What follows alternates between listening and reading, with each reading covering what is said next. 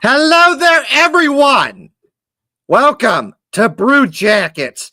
It's the Fun Blue Jackets themed podcast. My name is Kevin, and joining me tonight is my co-host Hefty Duck. We've also invited other people to come on the show like we always do. So if they come on, that's cool. If they don't, that's okay. There's always next time. But anyways, we got a lot of stuff to talk about. We're continuing our player report card series. We're going to be talking about Jack Johnson, Denton Matejchuk, and Danil Tarasov. And we're going to share our thoughts on how they did this season. There's some news going out that Dante Fabbro could be staying with the Blue Jackets. This has been popping up in the Columbus media recently that Dante Fabbro and his agent have been talking to the Blue Jackets on a potential contract. We're going to talk about that. And then we got some hockey jersey concepts to show and some Big Ten hockey rinks. Who's got the best one, in our opinion, and so much more. Welcome to the show, everyone. Oh, yeah. Welcome in. Welcome in. We have a good one planned for today. Big shout out to our audio listeners as always. Y'all have been keeping it pretty real last few weeks. We've been getting like bigger numbers for that. Pretty neat. Also, big shout out to any of our subscribers over on YouTube. Our biggest platform is indeed Twitter. So we like to, that's where we're interact with the most amount of people. But don't forget to hit those like, subscribe, follow buttons wherever you're at watching this now. Yeah, so not a whole lot of obviously it's the off season for the Blue Jackets already. Obviously tomorrow could be the final game of the Stanley Cup playoffs. So not tons and tons of stuff, but yet there is. We have the draft coming up here soon, and we're not going to talk too much about it today. It is less than 2 weeks away, so I believe we have one more podcast before that, and that's going to be our draft breakdown. This is who we're looking at. So stay tuned for that for next week. Don't forget, we'll be talking more about that then. But yeah, in the meanwhile, we got a lot of fun stuff today. Let me find my notes real quick. First and foremost, the first thing I want to say is we want to give a huge congratulations because we barely mentioned it, if at all, on last week's episode about Sean Monahan winning the Masterton Trophy. I think I might have just half mentioned it for a second, but just to reiterate, congratulations to Sean Monahan on receiving the Masterton Trophy. And it was really neat that Meredith Gaudreau was able to present the trophy to him. Pretty cool. Also, another news type stuff. Happy birthday to Rick Nash. Blue Jackets legend, still working for the organization, doing multiple things. I got a little bit of background noise on you. It's not too bad though. And just to get it out of the way, let's talk a little bit about the Olympics. I'm going to talk about Merzlikins first, and then we're going to talk about the absolute slight that the Blue Jackets were given. So, Elvis Merzlikins has been named to the 6 players who are the preliminary roster for the Latvia Olympic team. So those Olympics will be coming up in next 2026 in Italy, I believe. Italy. Elvis Merzlikins will be the goaltender for Team Latvia. And now we have to address something. So I understand. I totally get that every country has only named 6 players, so they're preliminary team. And I understand that this man is 100% going to be offered a position on the team, but please tell me why of the 6 listed, Zach Werenski is not one of them. Right. After his performance, not only in this last season, being having being the defenseman with the second most points in the league, and just being in like number 5 overall of like every skater, something like that. That was not one of the first 6 preliminaries, even though he helped Team USA win World Championship for the first time in I don't know, what was that? 90 years? Yeah. Seriously? Yeah. He's not going to be whatever. But the one defenseman they named, Quinn Hughes. Okay. If we had like a lineup, like, you know, back in school, line everyone up, like pick you, my team, my team, my team, my team. Right.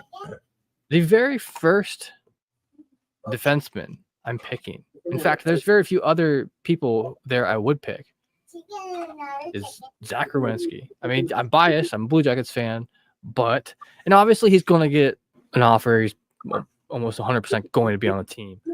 But still, I don't know. What are your thoughts on this, Kevin? I just don't know about this. Like, I know you can only pick 6 spots. I get that. And yes, I do believe Zach Werenski is going to be picked eventually, but he should have been one of the 6 picked. He should have been one of the 6 picked. I'm sorry. This is just unacceptable. He should have been one of the 6 picked. He needs to be one of the 6 guys picked. The season that he just had, the best season a Blue Jackets defenseman has ever had. He is now number 2 in most points by a defenseman in Blue Jackets history, tied with Panarin. I mean, Panarin's not a defenseman, but I'll take it. Werenski has the most points ever, second most points, tied with Panarin in Blue Jackets history, tied with Artemi Panarin. So there's that. And best season ever by a Blue Jackets defenseman. He really stepped in and played awesome for the Blue Jackets. And then he played for Team USA in the 4 Nations Cup. And he played awesome. Really stood out. That was really a moment when a lot of people were saying, hey, man, this Zach Werenski guy's really good. And it's like, yeah, we've been trying to tell you that for years, but you just didn't want to listen. But, you know, hey, that's okay. That's okay. It's good you're paying attention now. So he should have been picked one of the 6 guys. That's just me, though. If you're going for defensemen that are American, Werenski should be one of your first choices. That's it. He should be picked. That's just me, though.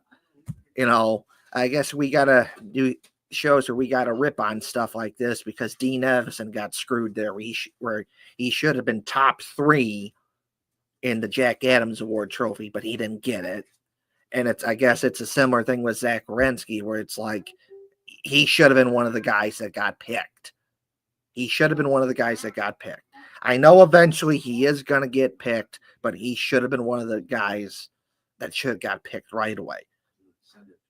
But that's just me, though. Rant over, I guess.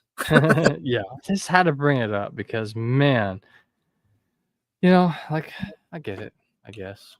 And, but like okay, not saying, I mean, Quinn Hughes is obviously an elite, top, high-level playing defenseman.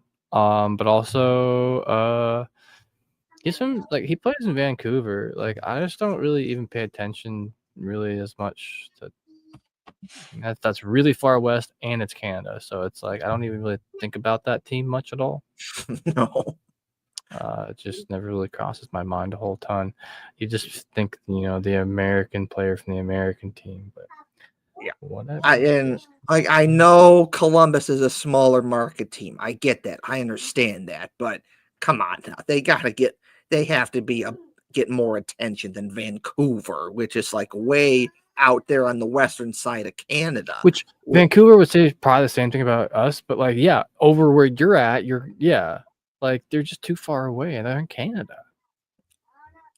I don't even mean this as disrespect to Vancouver, but it's like if most people think of Canada, they're probably picking Toronto or Montreal first.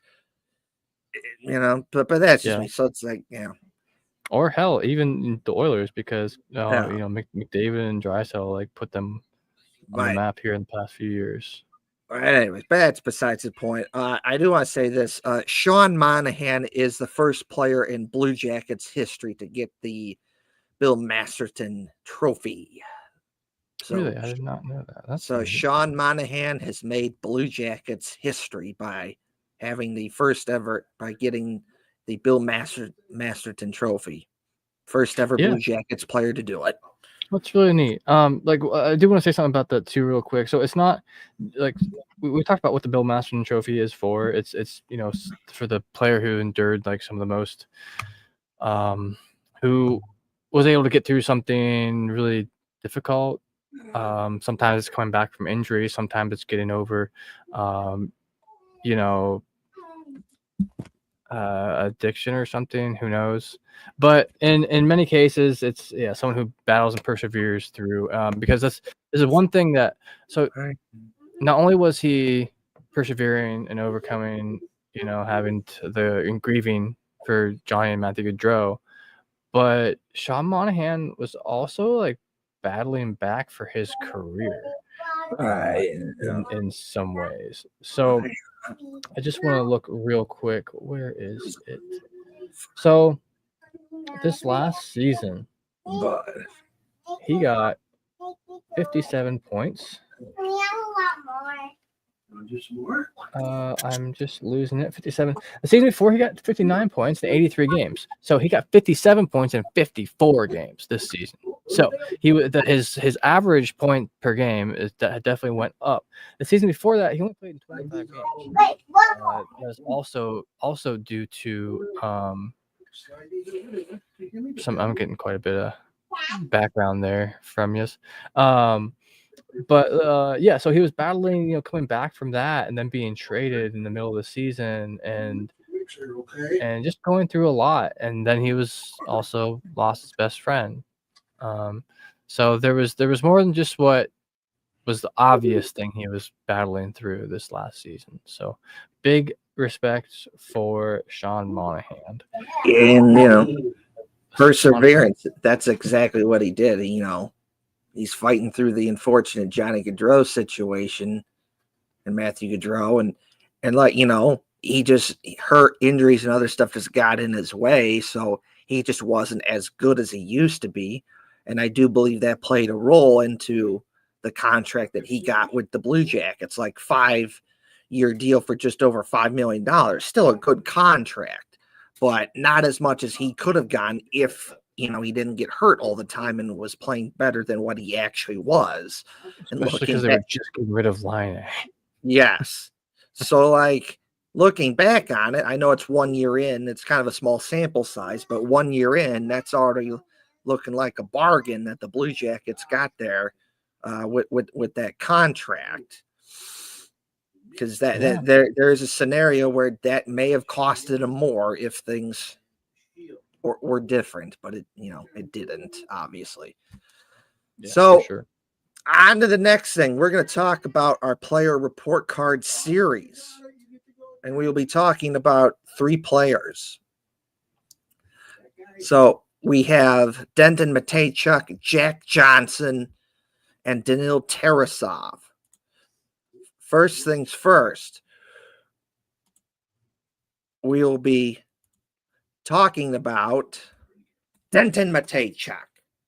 Denton Mateychuk, he gets an A. Now, he didn't play the whole full season with the Blue Jackets because he started out with the Monsters down in Cleveland. But honestly, the last 2 seasons, you could have made the argument that he could have made the Blue Jackets out of training camp, because the last 2, preseasons, he had a good training camp, played good in the preseason, and he looked good. He was the last guy to get cut, and you could have made that argument that maybe he could have made the team right from the start.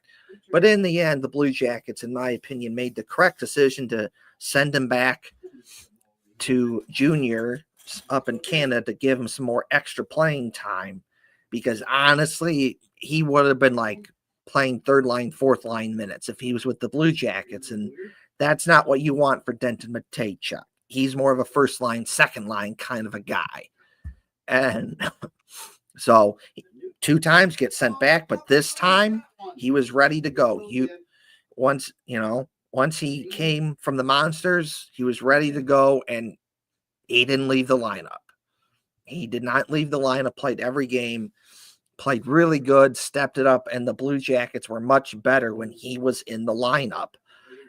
They started him lower in the lineup, but once he got going, he was a first line, second line guy the entire time. Just awesome. Real good defensively, offense, defense, power play. Anything you could have wanted from Denton Matejchuk, he did that, and he was awesome. So he gets an A from me. And also, which we'll show later on in the show, Denton Matejchuk made Blue Jackets history because he is the guy that scored the first ever goal in an outdoor game in Blue Jackets history. Denton Matejchuk scored the first ever goal in an outdoor game in Blue Jackets history. That is something that no one can take away from him. He will always have that. You're at a bar years from now, it's trivia night, and who scored the first goal in Blue Jackets history in an outdoor game? And the answer will be Denton Matejchuk. So overall, Denton Matejchuk, you get an A from me. You played good. You really stepped it up. You're awesome. I like what I see from you, and it'll be interesting to see where you go from here. And you have a bright future, and how do you build on that? Where will you go from here? Yeah, quite the interesting story of his career too. I do understand that he, cooking a player down in juniors and minors a bit more too. Obviously, that kind of ended up working out a bit for, when they sent Kent Johnson down here and there. So let's look at his rookie NHL season. So Denton Matejchuk is 20 years old. He's got 45 games played this last season, 4 goals, 9 assists for 13 total points, plus minus of +4, 20 penalty minutes, and you're coming through real loud over there, Kevin. Sorry.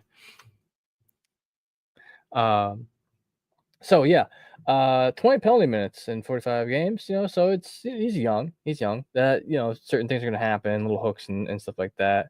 So not a bad rookie season. In fact, he was named to the NHL's rookie team this just recently, I believe. So congrats to you, Denton Matejchuk. Yeah, so for a first round draft pick, he's 12th overall in 2022. He's showing up, he's showing out. I could imagine seeing, playing next to Zach Werenski and him ending up like Werenski one day. Right.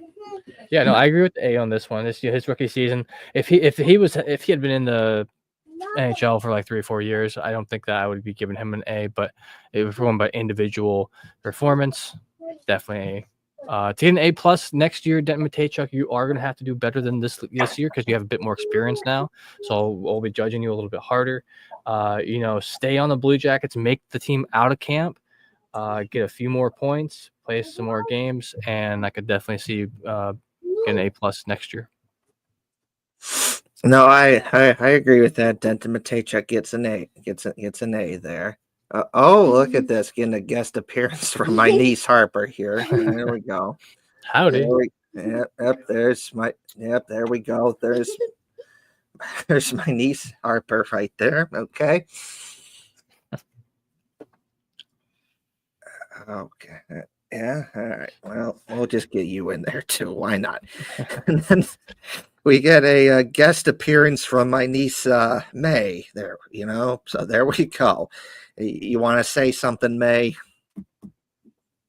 No, you don't want to say anything. Shout out. What do you want us to follow? Okay. Yeah, okay. She did not want to say anything. She did not want to say anything. Anyway. I think I heard her say, "Don't forget to like and subscribe and follow." Yeah. I think I heard her say that just real quick. So, yeah. Who's our next player? Yeah. So overall, Denton Matejchuk gets an A. Next player is Jack Johnson. He gets a C, not because he didn't do anything bad or anything. Like, this is a good C. He didn't really, there are chunks in the season where he didn't play. It's not because he didn't do anything, he did anything wrong, or he played bad. It's just that's not why he was here. He was here to be a good veteran presence for the Blue Jackets and help guide the young ones along. Positive veteran experience. And when the Blue Jackets needed someone to play some games, he would do that perfectly. He'd step in, played good. But where he really shined is penalty kill. Steve Mears would talk about this many times during games. If you're watching the Blue Jackets, you would know that Steve Mears would make mention of this, which is that the penalty kill was better when Jack Johnson was on the penalty kill. When Jack Johnson wasn't on the penalty kill, it was not as good. And as soon as he went back on, the penalty kill got better because Jack Johnson, he's big, he has physicality, toughness, grind it out, he blocks shots, he can eat minutes, good third line, fourth line minutes. That's what he is. And he did that perfectly. That's what you want from Jack Johnson. You want him to be there when you need someone to play games. When you penalty kill, that's him. You need some good veteran leadership. That was him. Just perfect. That's what you want out of Jack Johnson. He didn't really play a lot of games, so that's why he kind of gets, a C. Like, if he played more games, he'd probably get a better grade. But for me, it's a C, but it's a good C. It's not a bad C. It's a good C because the stuff he did do good, it really helped the Blue Jackets out, and it really stood out. So Jack Johnson, you get a C. Absolutely. And it's we don't know exactly what he does off the ice, and practices and everything like that. I'd imagine that he's leaning more towards like a teacher kind of role. I don't know that for sure, obviously, but so yeah, definitely. I mean, high C, C plus, from me, and I'll tell you a few reasons why. So Don Waddell, when he was signing people, he came across Jack Johnson. Johnson's one of the few people on the Blue Jackets who have their name on the Stanley Cup. Right. One of the very few people. So just being able to have that experience in somebody on the team, and I think that could feasibly help take them to the next level because he's seen it. He's been there. He's a player. He was in that moment. He saw what it took, like how players have to be towards each other and everything. So having that presence in the room is really nice, especially then too, because thinking about it then as well, like, Everson's never been to a Stanley Cup. So this guy has more Stanley Cup playoff or Stanley Cup Finals experience than like anyone else in the organization almost. Right. Maybe not Basil McRae. I don't know. Even another thing with Jack Johnson is that Jack Johnson, when he was with the Blue Jackets, his first go around, he was in a similar spot where the Blue Jackets weren't doing very good. And, he got traded there from the Kings, who won the Stanley Cup that season. And he could have made a big fuss about that, but he didn't. Instead, Jack Johnson was, I'm paraphrasing, but basically he was like, I want to be that guy that helps turns it around for the better. I want to make a positive change. And that's exactly what he did, because shortly after that, the Blue Jackets he helped build the Blue Jackets up, much better culture, and he was a part of 3 teams that made the playoffs: 2013, 2014, 2016, 2017, and 2017 and 2018. So Jack Johnson knows what it's like to help build up a team. He was there when the Blue Jackets weren't very good, and then he was there to help build them back up, build the culture up. And he's in a similar position now where, okay, the Blue Jackets aren't very good right now, but it's that same exact thing.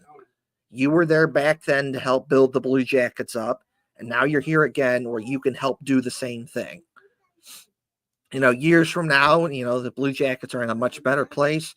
He won't be a part of the team, but what he's doing now to be a good veteran presence and kind of help build it up, that will help contribute to that, where you can look back on it years from now, like, yeah, he helped played a role in that. Yeah. Especially too, my kind of thinking is like looking at like how the Blue Jackets organization hired back Rick Nash for a spot or something like that. I could totally see them doing that with Jack Johnson. Yes, he was drafted and played for. Did you know that he was drafted first round, third overall, and like 2005? Yeah, And he never played for Carolina though. Right. So he went to the Kings. So he's been in the league for 19 years. That experience is invaluable. Like, just it's amazing. 20 years old. So let me give you some stats from this last season real quick. He did play 41 games, so he played in exactly half of all games. I feel like he was probably told that at the beginning of the season. He's like we're gonna play you in about half the games. He's a stand-up guy who can come in and give a solid performance night in, night out. So 41 games. He had 6 points only. He had 6 assists. He's not there to wow you with the goals necessarily. I mean, the most points he's ever gotten in any season was back in 2010, 2011 for the Kings.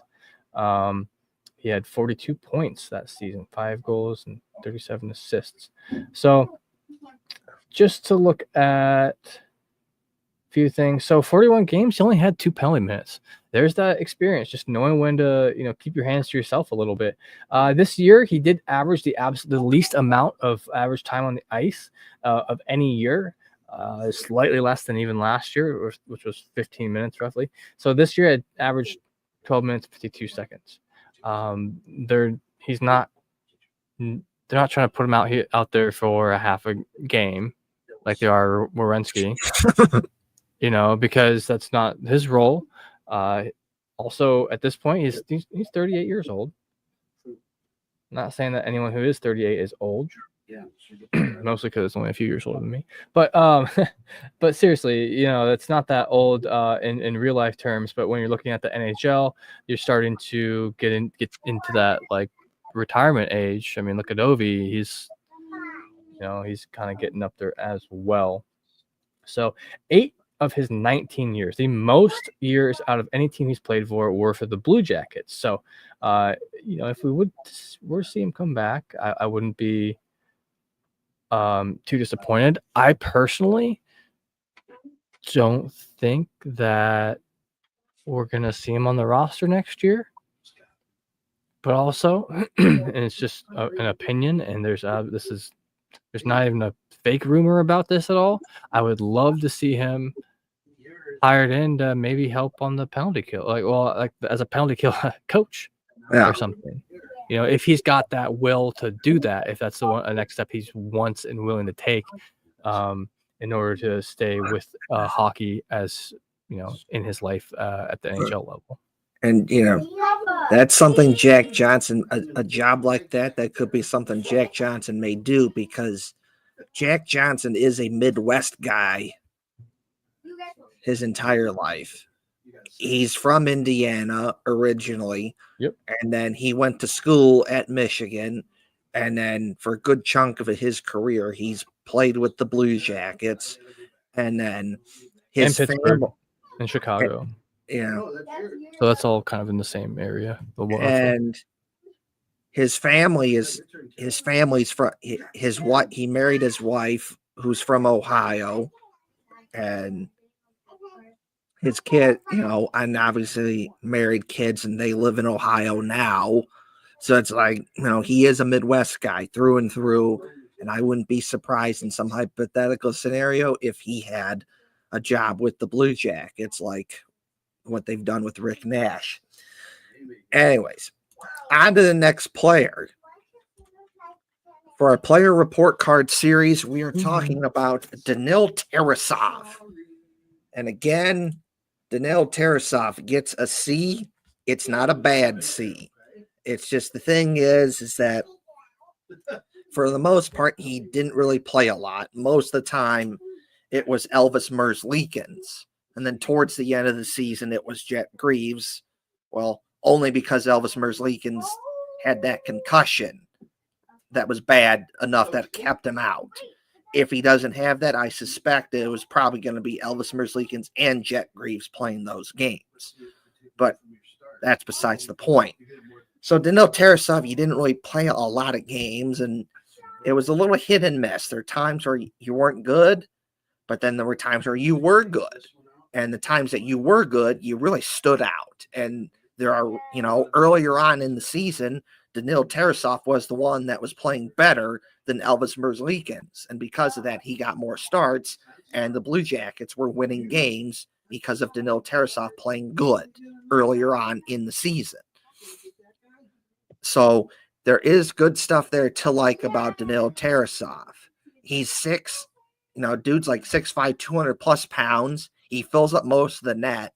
And I just get a kick out of this because when he plays, it can frustrate other teams because they think they got a goal there. And like, nope, no, he doesn't, because he's 6'5", 200 plus pounds. He takes up most of the net.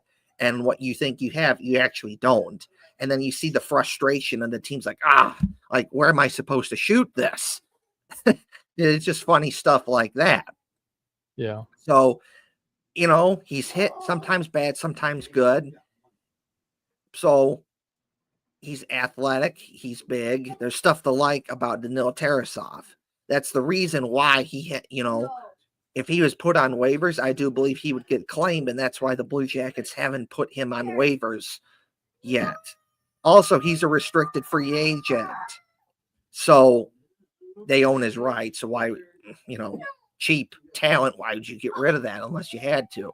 So the thing about it's like Elvis Merzlikins too. We just needed just a bit more consistency. That's all, because both Elvis Merzlikins and Danilo Tarasov, moments where they don't look good, but moments when they do look good. But when they do look good, they really stand out, and they are reasons why the Blue Jackets win games, because Danilo Tarasov or Elvis Merzlikins went on a heater that game and played just really good.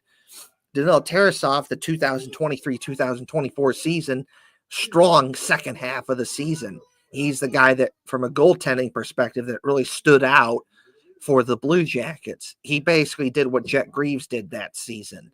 Just about any time he played that season, the Blue Jackets won during that second half of the season. He was that good. So we've seen Danil Tarasov play good. It's just, can you do it consistently? So overall, that's, why you get a C. Yeah. I have to pretty much agree with this entire assessment as far as the C goes. So those are mostly nice things you said, and I'm not going to rip on him, but I'm going to bring up some negatives here. And this is going to we're going to talk about this throughout the rest of the summer too, until something happens with one of the goaltenders. There's three, and someone's got to stay in Cleveland, and it might not be any of these three. We'll see. So Tarasov has never had a winning season, unfortunately. His first two games, so he had 4 games played in 21-22, 2 losses. 4 games played, 3 started, 2 losses. So next season, 17 games played, 16 games started, 4 wins, 11 losses. It's rough with that .892 save percentage. Last year, he did kind of have a bit of better season, especially as Kevin said, in the second half. Unfortunately, that success came later in the season. So 24 games played, 23 started, 8 wins, 11 losses. So that's 19 games that he stayed in there, and so there was 4 games that he was pulled early with a .908 save percentage, though. So save percentage is pretty good, like we talked about towards the end of the season. This last season, he played 4 games less than last season. He had 20 games played, 19 games started. So he was only put in there early once. Or I'm sorry, like in the middle of the game once. For 7 wins, 10 losses. I'm getting quite a bit of feedback there. So wait, I'm having a hard time thinking. I gotta mute you here. So he had I forgot to mention the ties and overtime losses too, though. He had 2 ties / overtime losses this last season too.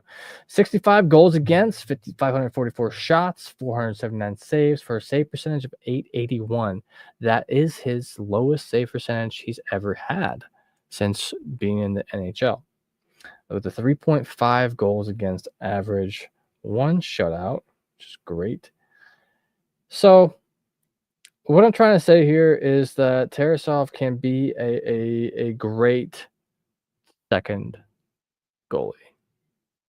He could be a fantastic third goalie if any team ever wants to do that. Is he too good for the AHL? I kind of think so. I 100% think so. In fact, I think that would be, he's worth more than that. This is where it just gets so confusing and so rough to talk about the goalie situation in Columbus, because I want to talk about how good Tarasov is. We've seen him be great. The problem is when he's hot. He's hot. When he's not, he's really not. And so consistency. And he's 25 years old. He should be getting into that consistent mark of his career. And personally, what I think we could see happening is some sort of trade, because when you come down to it, it's like arguing with the Browns. So stupid. It's a weird analogy, but like Deshaun Watson is technically the best QB. Is he going to play next year? Who knows? Would he start if he's healthy? He's technically he's the best. I don't even like the dude. I don't like to say it, but he's the best, and that he would start. But not that I don't like Merzlikins, but I'm saying he is the best. Statistically, with the amount of games and experience he has, he is the best goalkeeper right now. So, anyway, back to the grade.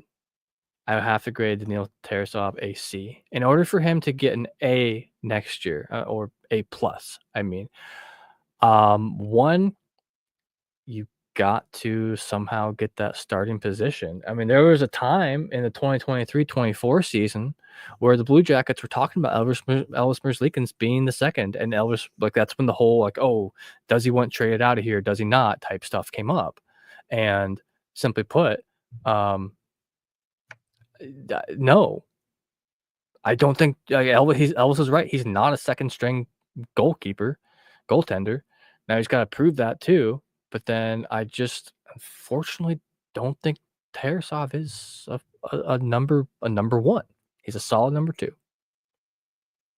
Anyway, C. Get an A+. Obviously, make it out of camp. Fine. Fight for that number 1 spot. Make it a battle. Make it an absolute battle. Go for it as much as you can. Get some more wins next year. Have a winning season. You have a winning season at all ever in your career, and I'll give you that A+. 100%. I don't care if your save percentage sucks. If you get more wins, you got more wins. Yeah. And no, and you bring up what happened, last season with the whole goaltending situation. That was true. There, to a certain degree, Daniil Tarasov did take that opening, because that second half of that season, 2023-2024, he really shined that season. He played good, really stepped it up, and he's the reason why the Blue Jackets won games that part of the second half of the season. It was either him or like Alex Nylander went on a heater where he'd have like a hat trick or something. But so for that moment, he did take that, and we've seen him play good. We just need more consistency. So this is our player report card series for this week. Tune into next week for our next thing. So we're now going to move on to some Big Ten hockey rinks. So this right here is Michigan State, and that's where Blue Jackets prospect Caden Lindstrom is going to play next season. And that's awesome. That is an amazing hockey setup. And that's where you want your top guys to be. You want your top guys in environments like this. They're in better facilities. It means it's going to be a better program, which means they're going to get better coaches, which means better players, better development. That's what you want. Caden Lindstrom is going to be playing in that arena. Awesome hockey setup. So would love to see Ohio State get a better hockey setup. Hefty Duck, your thoughts on this hockey setup from Michigan State? It's pretty solid. It looks nice. It's well lit. Their Jumbotron isn't quite what, just comparing it, because I know you have the other picture. Their Jumbotron isn't quite as big as the shots, but it looks nice in here. I mean, I'm just to compare this in my mind, I think that Mullet Arena in Arizona was like probably one of the nicest college arenas ever, because they ended up having to use it for an NHL hockey rink as well. And so that place was amazing. And comparing this to that, I don't think this is very far off. I think Mullet maybe was just had a few better updates there, but solid. I love seeing that the seats are full. You know, there's people up top there. I don't know if that's the press box there on the other side. And then you can see there's even like a second deck over here on the right a little bit too. So I'd love to see it full. People cheering, crowds there. You can tell that they, are they playing? Who are they playing in this photo? Do you know? I don't know. Like a rivalry game or anything? I just typed in Michigan State hockey rink, and this is what came up. Oh, nice. Right on. So yeah, pretty solid looking arena. All right. So on to the next one, which is we're going to this is what Penn State has to offer, and you can see this is just outstanding. Ooh, wow, nice. And and historically, Penn State isn't the greatest at hockey. They made the Frozen Four this season, but other than that, there really isn't a lot going on for them. So for them to get this is just awesome to show that they care about their hockey team and they're trying to do better and get better hockey facilities to get better hockey players and coaches and whatnot to come here. Yeah. This is just awesome. Is this shared with any other sports other than maybe their girls team?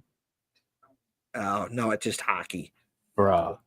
And same with Michigan. That's their hockey rink, not like for other teams or anything. Yeah, so Michigan State, that's just hockey. I do like how the next one's lit a little better. At the same time, I understand here why you wouldn't. Like it makes it look brighter and newer and fresher having the lighting around the outside. Yeah, but the rink itself is lit fine on Michigan. Nice digs. So yeah, so Michigan State is pretty good. Penn State's pretty good. Now we're gonna move on to the next one, which is Minnesota, which a school like Minnesota, which is historically good at hockey, and Minnesota is the state of hockey, that they are going to have an awesome setup, as you can see right there. Nice. Yeah, that one looks really big too. I don't know if it's because they don't have a second deck. No. They just like expanded the lower bowl, but that's massive. Packed, of course. That's Minnesota. It's the state of hockey. Hockey's everywhere there. I know. I've been there. I've been to Minnesota many times. They love hockey up there. It's like Jesus up there. It's just, let's see if it's just ridiculously good. Let's see if we can zoom in. on that.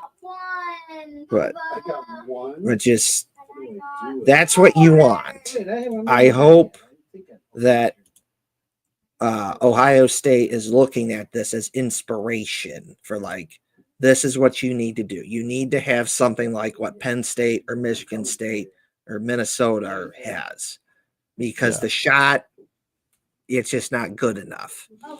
And it's not a dedicated rink. Right. Where do they practice? There's no way they're using the shot to practice. It's too busy. There's too much shit going on there all the time, right? I don't know.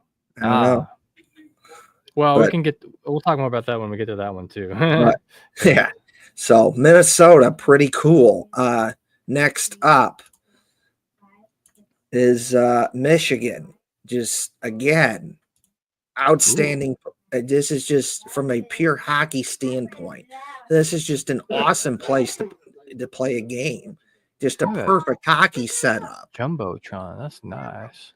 Like, this is what you want. The view out the window in the back there, that's pretty cool. Yeah, solid. Looks like they got some suites in there too. You see that? Yeah, that's what that is. Because Zach Wierenski has one of these as a suite, and he gives it away to Michigan fans for like charity. Because I know this, because Michigan has posted about this. Michigan hockey's posted about this before on like Twitter, and like, oh, here's Zach Wierenski, and he gave away his suite that he has. It's crazy. He does something similar for the Blue Jackets. He gives it away. I think this last season was first responders and military members. Yeah, something like that. So again, I mean this in a respectful way, but Ohio State, please look to your fellow Big Ten schools and look at what they're doing for hockey and do this. The shot is just, it's not good enough. It's okay, but it could be better. One thing that's nice is I'll talk about it. Yeah. When we get there. We can get the picture up so we can. So there's that. Now, the shot. Let's see here. So, of course, I was at a game, Ohio State hockey game against Michigan, and that was the day before the Blue Jackets outdoor game, which I also went to. And I've been to multiple Ohio State hockey games. They're fun, and I enjoy them.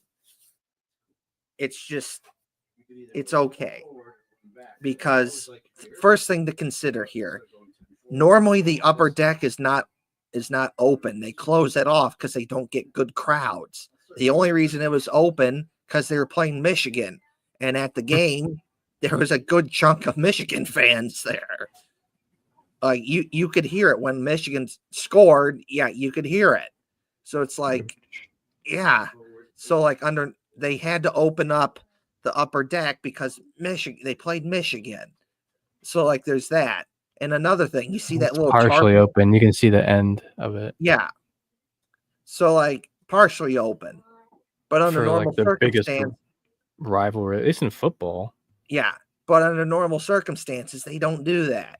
And then that tarp little area again. Because they know they're not going to get a good crowd, so they cover the tarp so it looks less embarrassing that there's empty seats. Other Big Ten schools don't do that. And another thing. Yeah, because they have dedicated facilities. Right. So yeah.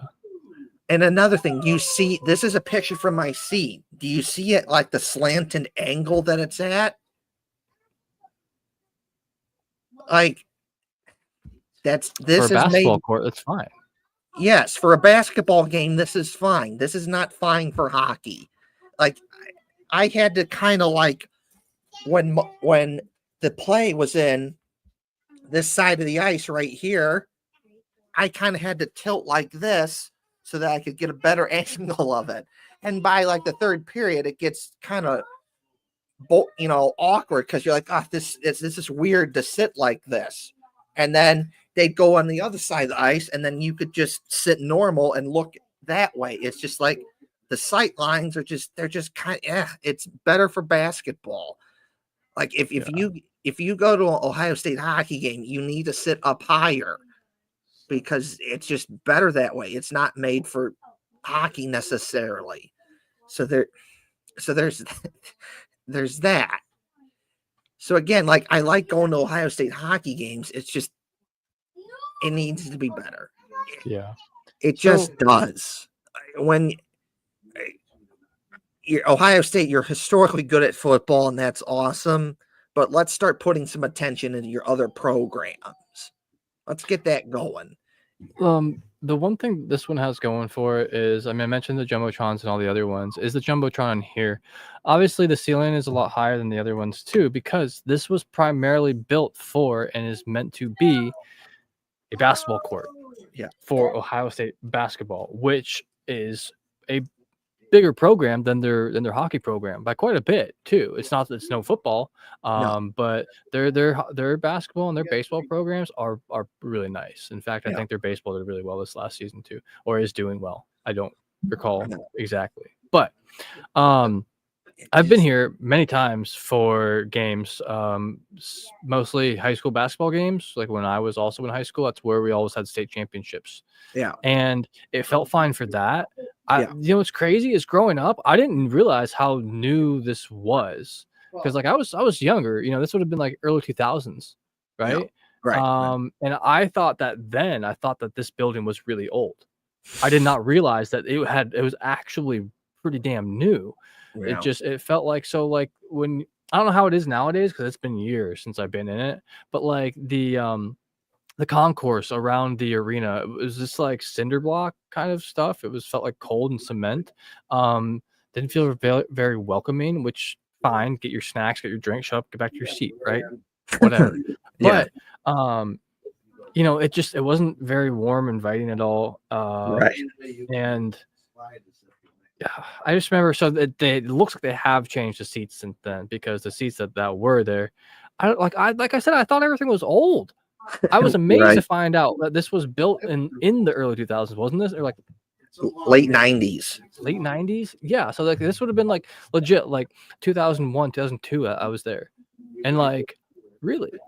No. So I don't know. I've never been a fan of the building, even obviously when it was new. But then for hockey, I just it looks like a rough time. I mean, look at those seats on the bottom that they have to add in. Those don't look comfy. How did the seats feel? Were at least somewhat comfortable? It's the seats are fine. It's just like if it's in the, you know, one side of the ice, this part right here, you know, it's just kind of awkward angle. You're sitting like this when there's play, and it's like, this is not fun. Okay.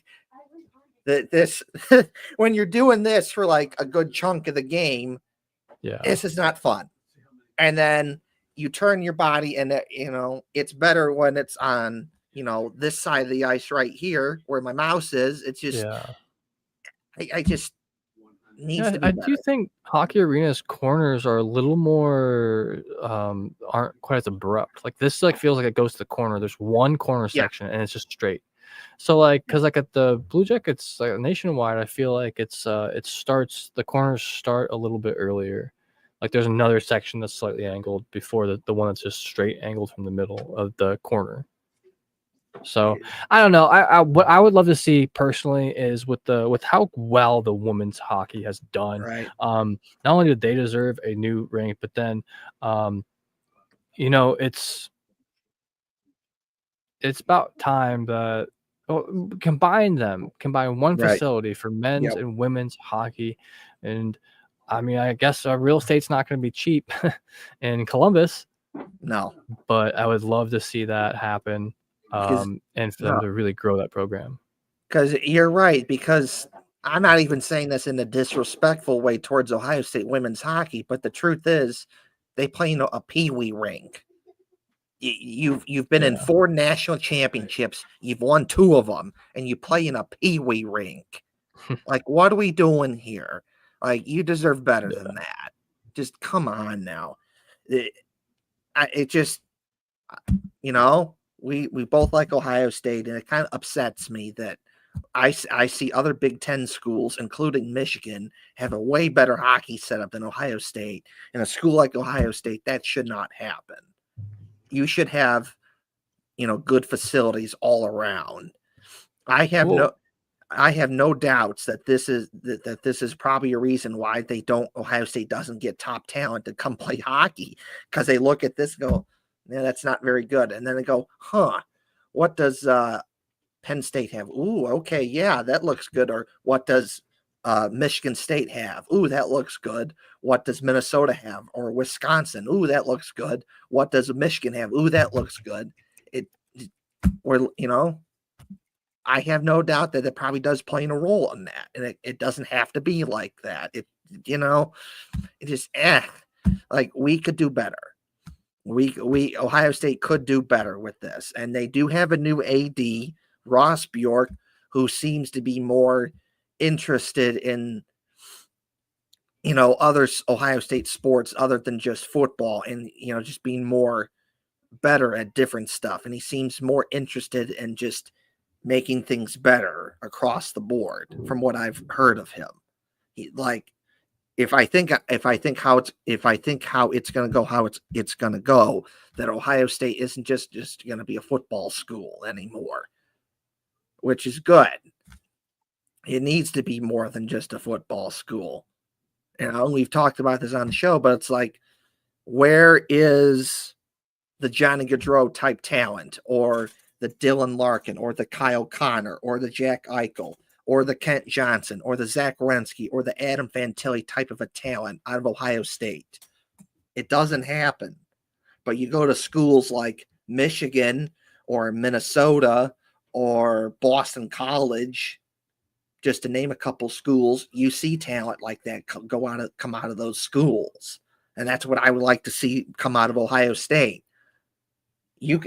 Ohio State's ridiculously good at football, and it's awesome. The amount of talent that they produce is like ridiculously good. Like, oh wow, you're watching a football game on Sunday, and like that. Oh wow, that guy went to Ohio State. Oh cool, that guy went to Ohio State. Hey, that guy went to Ohio State. Oh, that's cool. You just don't really see that with Ohio State hockey. You just don't, and I would like for that to change. That's just me, though. Just better. Please. Yeah, buddy. I would agree. I'd love to love on Ohio State, but I'm also, as with anything I love in my life, I'm also critical of it, because you can't just put on those rose-colored glasses, can't put on the blinders and just be like, nope, this is amazing. Anything they do, anything they touch is gold. No. There's always room for improvement anywhere. And this is just one of those places. Because, we've talked about this on the show, and like Aaron Portzline was saying, oh, Ohio State is one of the Big Ten schools looking at Caden Lindstrom. And it's like, okay, yeah, but we're not being realistic here. You're just doing that to get people's hopes up, to get attention. Because I know it, the unfortunate reality is that you're a top guy at hockey. You're not going to Ohio State. You're just not. You're going to go pick a Michigan or a Michigan State or a Minnesota, a Boston College, North Dakota, whatever. That's where you're going. That's just what it is. And do I like saying that? No. But it's the truth. It's like, you got to be honest with yourself. So, just would like to, better hockey overall. We're getting that from the women. Like to see the men's be consistently good like the women. And let's get a better hockey facility, because the shot is not cutting it. The women play at a peewee rink, and Ohio State hockey, men's hockey, plays at a basketball arena. So let's get better. To be fair, so does Boston College, but that's a city with probably even less real estate than Columbus. Yeah, right. But let's be better. Anyways, we've gone on a little rant here. Next up, we're doing some hockey jersey concepts that I've found online, and we're going to talk about them. So, first things first, I found this one that basically really leans into the Blue Jackets Civil War theme by having a Union soldier as the logo. And as you can see, there are chevrons on the sleeves. Chevrons being what the Union Army wore during the Civil War. So, it's a blue jersey, a dark blue, light blue, white collar, and then white numbers. Overall, I think this is, and it's blue pants with the light blue stripe, a star on it. Overall, I think that, and then the captain's patch is like the Blue Jackets outdoor game jersey, which is the state of Ohio with the C on it or an A. So overall, I think this is pretty good. I like this. Hefty Duck, your thoughts on this one? I'm a big fan of this. I'm not necessarily as big of a fan of the logo. Like, what I think would be cool is if they just use like a kepi and didn't put the guy in it, just because. Yeah. One thing to note here too is I know that the maybe the lore behind the team or in the Civil War lore in Ohio is not as available to other maybe people, like this person just made a concept going with Yeah. Civil War theme.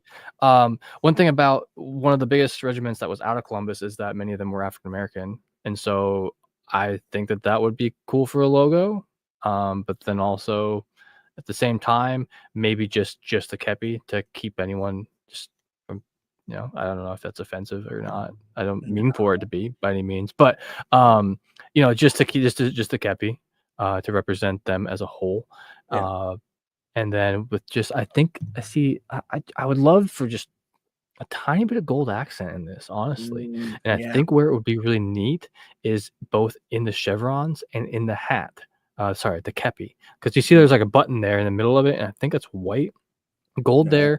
there, gold chevrons, or a little bit of a red accent in there. As Yeah. that is the Blue Jacket's other color. I Yeah. do like the two different tones of blues. Yeah. That's like the pants blue and then the jacket blue, kind of, Yeah. for Right. the Union Blue soldiers. So Yeah. overall, I would give this a good old like 7.5 Yeah. All right. So that's pretty good. All right. out of On to the 10. out of 10. All right. On to the next one. When I saw this one, I had to share it, which is this gives off more of like a if the Blue Jackets are ever in an outdoor game again, they'd wear something like this because it has that old school looking outdoor winter classic vibe. Yeah, with the cream color instead of the stark white. Yeah. Yeah. So basically, it's blue with that vintage looking cream white thing, and then red, and then the numbers are and the name are in that vintage white cream out, and then the numbers are that vintage white cream outlined in red, and then the blue pants. As you see, the state of Ohio is on the pants, and then there's the number right there, and that's also on the shoulder patch as well. So overall, I think this is pretty cool. It's kind of got that more old school winter classic kind of vibe. I like this a lot, and this is something that I was thinking about with the last one that you showed me too, about how that might look with the cream color instead of the bright white. Yeah. And I was really like curious how it would look the off white with the red, because that Yeah. was one thing that they've never done that with like the third jerseys at No. all. That they're literally just it's like a gray, an off white, a blue, and maybe like a lighter blue, right? Yeah. But the red works really well here. The Mhm. off-white really well. I would 100% go out and purchase this jersey like the day it came out. This to me, let me think. Is there anything I would change about this? Now that I'm really looking at it. So they got the number patch on the pants with the state of Ohio around it. Maybe make that like a tiny bit bigger. I can't quite see what the patch logos are on the shoulders, but it looks to be maybe a kepi patch. It's the I state. really can't tell. Maybe it's just a placeholder. It's like, oh, you could put patches here, kind of type thing. But I think that's the state of Ohio. oh, okay, yeah. 9.5 out of 10. I like this one a lot. the state of Ohio is also on the helmet. That's neat. So, on to the next one. So, this guy basically took the Blue Jackets outdoor game jersey and he changed the colors. So, it's a light blue jersey with dark blue stripes as the chevrons, and then the numbers are like that vintage looking cream outlined in the dark blue, and then dark blue pants. And it's a similar thing with the socks, light blue socks with like the vintage looking cream with the dark blue. So that, I think this looks cool. It's a different look because a lot of people, if they're doing, I've seen this over the years, if people do jersey concepts involving the Blue Jackets, most of the time it's either some variation of blue jersey with red or dark blue jersey with light blue. You don't, I've seen some light blue, but they don't really exist a lot. It's mostly blue with red or dark blue with light blue. So this is a different take, and I like this. Yeah, personally, I like this a lot. There's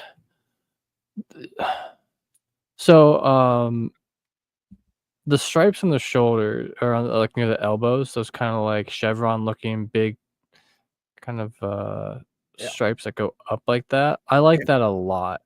I think that would be neat with a cream accent on either side of that stripe. Yeah. And also, I think it would be neat to have a circle behind or around the cannon, maybe. I get that. It's just a lot of plain blue on that jersey with nothing really in the center to break it up. But I get what they're going for. Yeah. I like it. I'll have to give this one a 7.5 out of 10 as well. He also, the same guy, he also did basically his take on a white version of the outdoor game jersey. Looks to be at the bottom. We can give him a shout out too. Looks like Burkus Circus Studios and Matt _BC Studios. That's right. That's who's making these. Ooh. No. An away jersey that I would actually get. Yeah. So he basically his own take on a away version of the outdoor game jersey, and there's only one difference in that he changed the shoulder patch logo from CBJ to the normal logo. I like that. Everything else is fine because you got just like the normal away jersey where it's blue outlined in red and blue pants and stuff like that. Yeah, this happened to have the cannon in there. I like their little red support going across from wheel to wheel on the cannon. I like that a lot. Yeah. Big fan of this cannon logo in general. So this is one thing that I was kind of waiting for for a jersey to like fully do, because as much as I love I love the third jersey, the one they have currently, and I loved a lot of the blue and white ones that I was seeing. The red, in my opinion, is somewhat important to this, because not only is it, so then the big reason is because the logo now, the Ohio flag that makes the C is red, white, and blue, just like the United States flag is. Now the main color being blue makes sense, as they're named after the Union Blue soldiers. And then that works really well with the light blue and the dark blue because of the Union Blue soldiers pants and jacket. Yeah. But this has that touch of red in there, and it's not overbearing like a certain reverse retro jersey forever ago. So disgustingly awful. Yeah. Why did they think it was a good idea to give the Blue Jackets a red jersey? Your team name is the Blue Jackets. You are named after Union soldiers that fought in the Civil War, that wore blue jackets. You are the Blue Jackets, not red. Awful. I'm sorry. We're going on a rant here. Well, if we look at the regular jersey, I think it would have been cool. Yeah, just to not have done that at all. But so this one, just to describe it for the audio listeners a little bit, there's a line of red around the neckline. There's a line of red. So at the very bottom of the jersey part, the sweater part, is a thicker blue line with a white line and then a red line. I like that a lot. There's red lines around the cuff. And then as far as the pants and socks go, there's a red line around the socks above a white line, and then under that is a thick blue line again. And then a little bit of red around the lettering, and a little bit of red on the Canon logo itself there. Overall, huge. I love this. I don't have much interest in the Blue Jackets' current away jersey. I don't want to go to away games very often. If I have the ability and time, I would love to go to Detroit and Pittsburgh, but I don't ever have the time or money. Well, I don't have the time realistically, but yeah, the one thing I don't dislike the CBJ kind of cross stick logo with a star on the bottom. I do like that, although I think that type of logo has been done a lot and it's just not very original. I think that it's not necessary to this. So, honestly, dude, I'll give this one another 9 out of 10. Yeah. Love it. A lot. Right. So next up, basically, so someone took the dark blue and the light blue, they put it on a jersey, and then they made a logo where it's like a Union soldier on a horse, like the cavalry, and you got the state of Ohio right here. And I like this a lot. That is a sick ass logo. I like that it includes it'd be a member of the cavalry, right? Since they're on a horse. So just to describe this for our audio listeners here. So dark blue, nice white stripe around the collar with the light blue stripe below it. They got like the kind of lace thing going across the neck with the V there to tie it closed. I like that the numbers on the sleeves have the entire Ohio State outline around them. So it's like really big. That's pretty dope. I like the idea of that because this is it's a Columbus team, but they're for all of Ohio. It's not like the Cleveland Guardians or the Cincinnati Bengals that belongs to that city. And parts of Ohio, but this is just Ohio. There's never going to be another NHL team in Ohio. I don't personally believe. I don't know why you would do that. You'd have to be insane. But anyway, I love that. Love the cavalry logo. So just to describe this a little bit better for the audio listeners, it's a man on horseback, but it's a silhouette of a man on horseback inside of a circle. And the silhouette is light blue and the other part is white. So the man on horseback, it's showing like the front third of the horse. So it's got the man kind of with his is closer to the one side of the circle. You basically get both the head of the horse and the head of the guy and some of the guy's legs in there and the silhouette. So I'm not a big fan of the jersey that says Heritage on it. I don't know if that's just like one of their like little things that they do for like their own brand, whoever designed this or not. It needs a shoulder patch, and I'm not quite sold on that exact shade of light blue. I wish it was just the tiniest little bit darker. More saturated, so to speak. So striping, it's okay. Actually not the biggest fan of the striping, but the logo sells it to me. So logo 9-10, whole jersey itself, it's 6.5. 7. Now, next up, we got this one. So basically, this really uses the Blue Jackets Civil War theme a lot because I'll show this because there's a person who designed this had a little graphic on why they did what they did, how they explained it.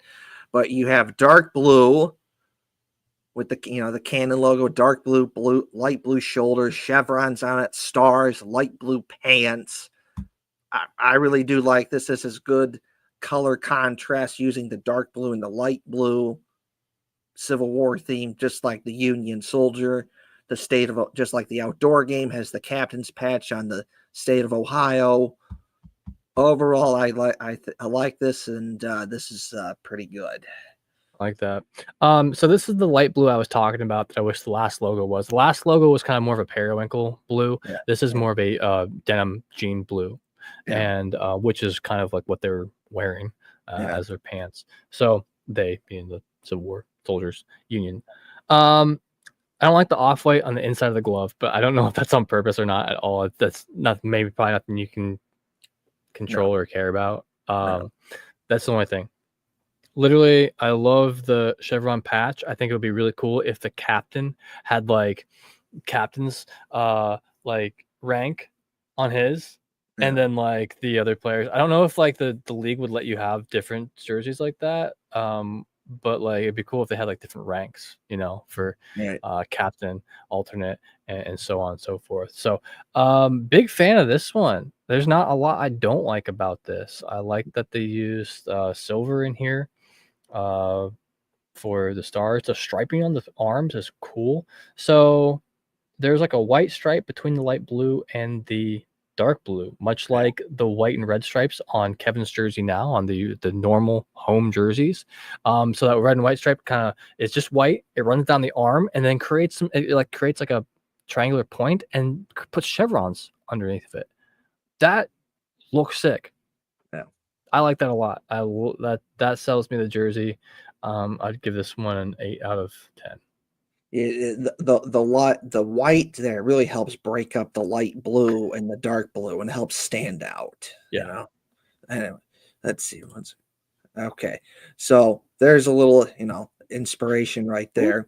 Look at the red on his. Look at the red on his uniform. I know this is a colorized photograph, obviously, but Yeah. still, this should be a very, very close depiction of how they would have looked, the actual soldiers.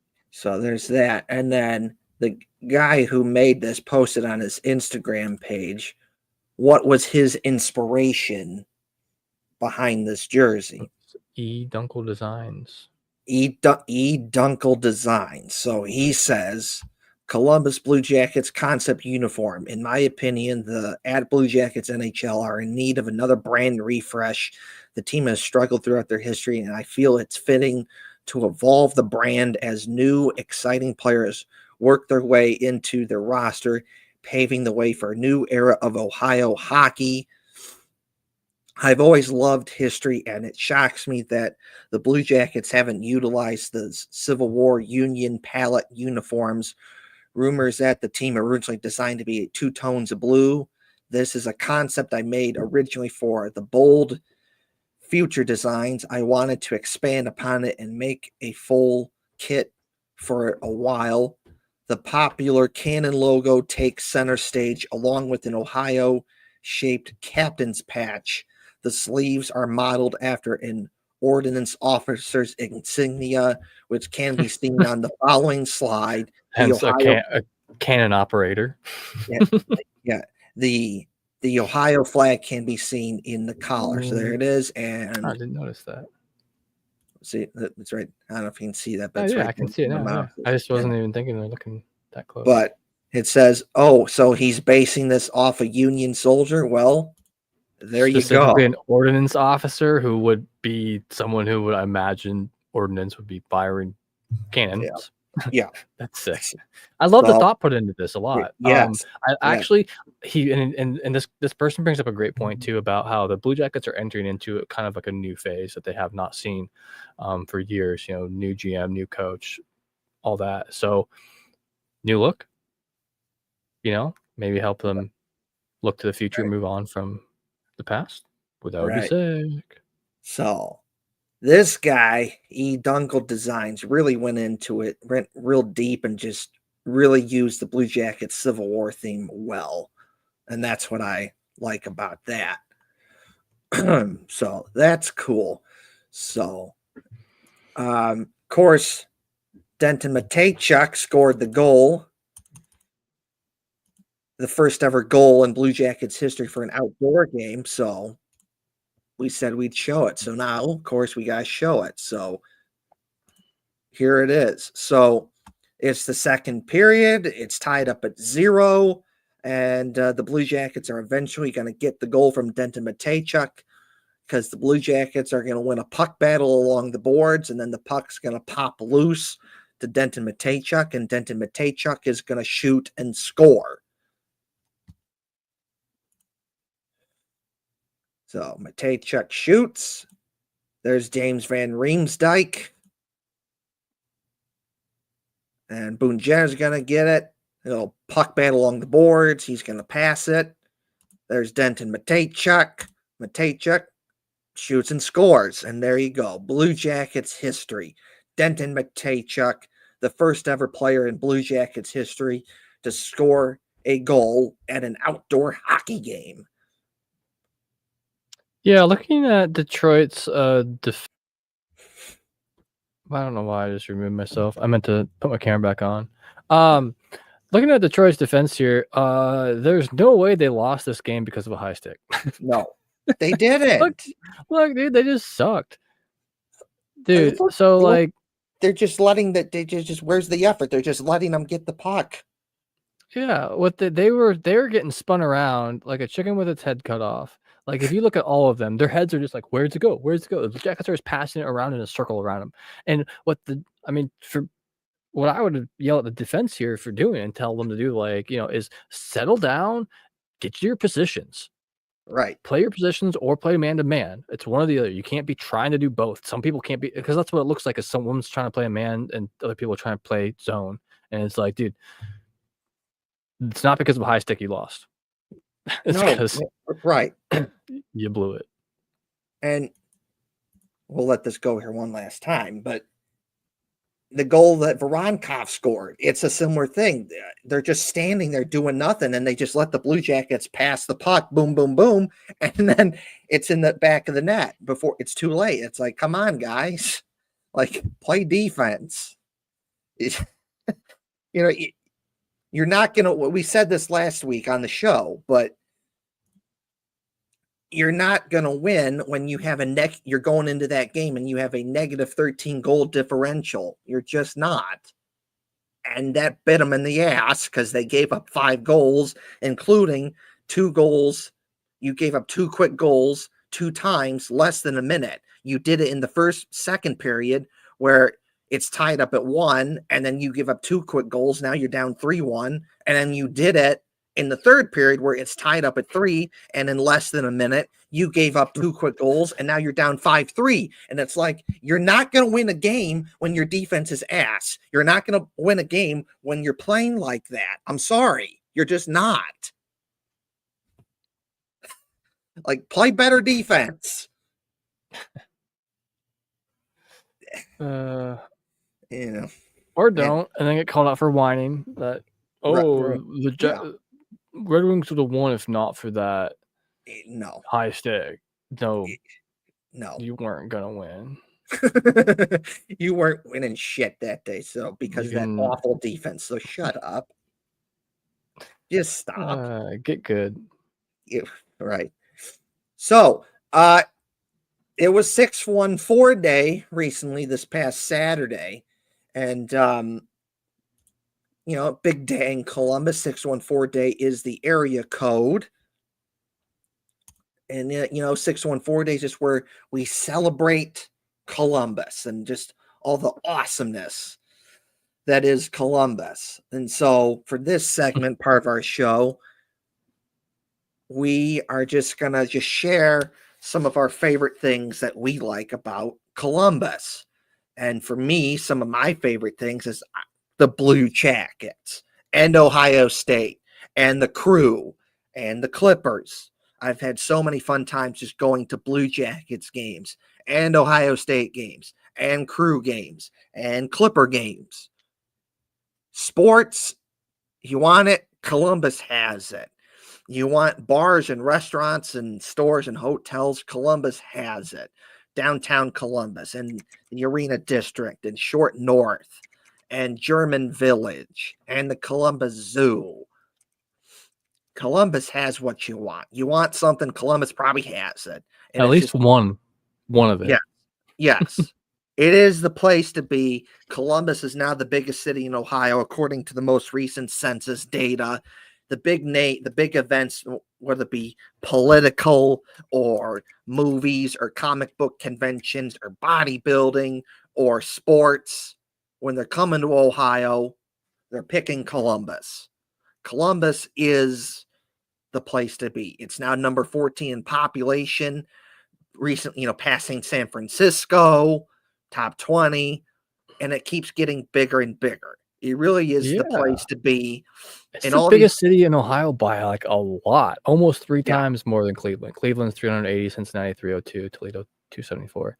I yeah, thought Akron would be bigger than Toledo, but, yeah. huh, makes sense. So, And yeah, Columbus, 892,000. This is 2018, so this was 7 years ago. yeah, 892,533 people. so Columbus, and it really just is the place to be. And anytime there's a big name business that comes to Ohio, they're picking Columbus. And I tell all my family and friends in Illinois and even like Wisconsin about it. And they're like, oh, why do you go to Columbus? And I tell them why. And then once I bring them to Columbus, they love it and they want to come back. It's like, Kevin, when are you going back to Columbus? I want to come with. We want to see, we want to do this restaurant. We want to go to our bar. We want to do, German Village. We want to do this. We want to do that. We want to see the Blue Jackets play. Once you go there, you get it and you want to come back. And it's just another thing I like about Columbus is that you want to go somewhere, you can get on a highway in, let's say, 10 to 30 minutes tops, you're there. I live in Illinois, the Chicago area to be exact. You cannot have that because Chicago traffic is awful. It just is. Try getting somewhere in like 10, 20 minutes. It's not happening. It's bad. I'll always remember this. I saw a soccer game in Chicago. We could see the stadium off in the distance. The GPS said 3 minutes. I could see it. Oh, it took us almost 30 minutes to go like 3 minutes. Ridiculous.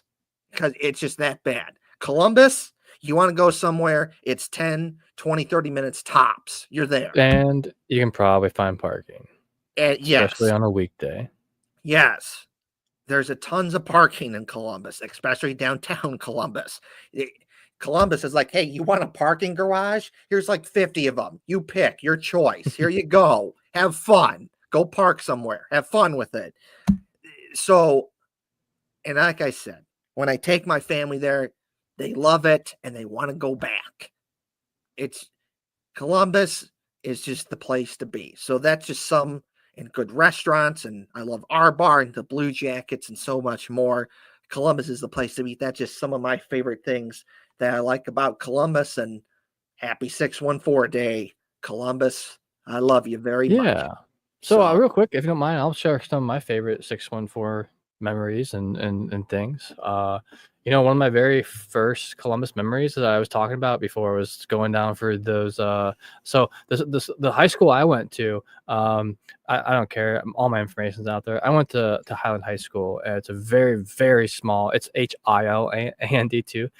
It's a very, very, very small school in rural Amish country, Ohio. But for some reason, and they're Division 4.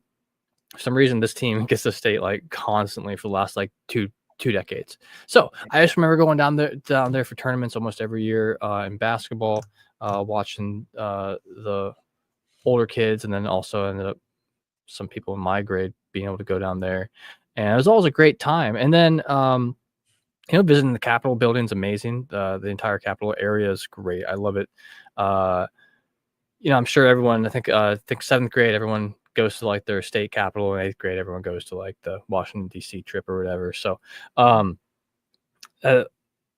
really neat. Then throughout high school, going there, we'd take field trips down there. We went down there with the German class we went to Northside Market, and we also went to German Village. German Village is one of my favorite places in the world, between the book loft, the bakeries, Schmidt's Sausage House.